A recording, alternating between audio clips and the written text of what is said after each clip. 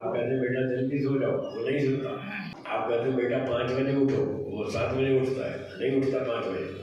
तब आपको दुख नहीं होता है, वो दुख तो आप भूल जाते हैं। यही तो अभी क्या है,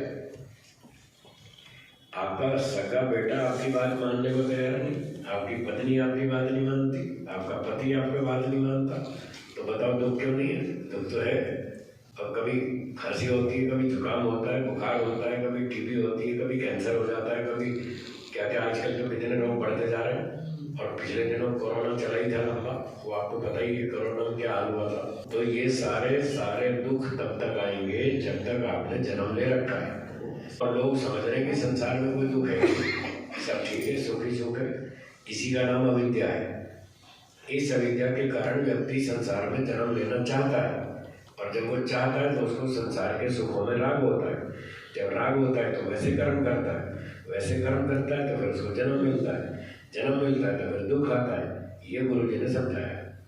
तो करें दुख से छूटना हो तो जन्म लेना बंद करो, जन्म को बंद करना हो तो सकाम कर्म बंद करो, सकाम कर्म बंद करना हो तो राग द्वेष को छोड़ो, राग द्वेष से बचना हो तो वह विद्या का नाश करो। ये सीरीज है 5 चीज़ों की जो महर्षि गौतम जी ने बताई। अब आपका प्रश्न है कि निष्काम कर्म क्या है, उसका उत्तर सुनिए।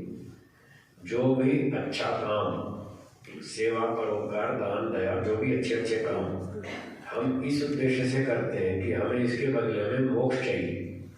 मैंने बताया था 2 तरह के फल हैं, एक सांसारिक सुख, एक मोक्ष का सुख। यदि सांसारिक सुख के उद्देश्य से कर्म करते हैं तो सकाम कर्म, और जब मोक्ष की प्राप्ति के उद्देश्य से कर्म करते हैं तो निष्काम कर्म। एक ही कर्म सकाम भी हो सकता है, निष्काम भी हो सकता है, कर्म वही रहेगा, सिर्फ मन की भावना बदल जाएगी। जैसे ही मन की भावना बदलेगी कर्म की कैटेगरी बदल जाएगी, कैटेगरी बदलेगी उसका फल भी बदलेगा। मान लो एक व्यक्ति विद्या पढ़ाता है, चलो मैं अपनी बात करता हूँ, मेरा एग्जाम्पल, मैं देश भर में घूमता हूँ, विद्या पढ़ाता हूँ, प्रचार करता हूँ, अच्छी अच्छी बात सिखाता हूँ, बुराई से बचाता हूँ लोगों को, ये अच्छा काम, लोगों के दुख दूर करता हूँ, उनको अच्छी सलाह देता हूँ, लोग मेरी बात मान लेते हैं तो सुखी रहते हैं। तो ये वेदों का प्रचार करना एक शुभ कर्म है। यदि मैं ये कर्म पैसे कमाने के पर्पज से करूँ, धन, सम्मान, मान, प्रतिष्ठा, इस पर्पज से करूँ, तो यही कर्म सकाम हो जाएगा। और यही कर्म यदि मैं मोक्ष प्राप्ति की इच्छा से करूँ कि मुझे धन सम्मान नहीं चाहिए, मुझे तो मोक्ष चाहिए, अगर इस पर्पज से करूँगा तो यही निष्काम कर्म हो जाएगा जो आप कर रहे हैं, जो मैं कर रहा हूँ। तो यही कर्म सकाम भी हो सकता है, निष्काम भी हो सकता है, वो तो मुझे पता है। दुनिया थोड़ी पहचान सकती है कि मैं किस पर्पज से काम कर रहा हूँ, धन के लिए कर रहा हूँ या मोक्ष के लिए कर रहा हूँ, लोग नहीं पहचान सकते।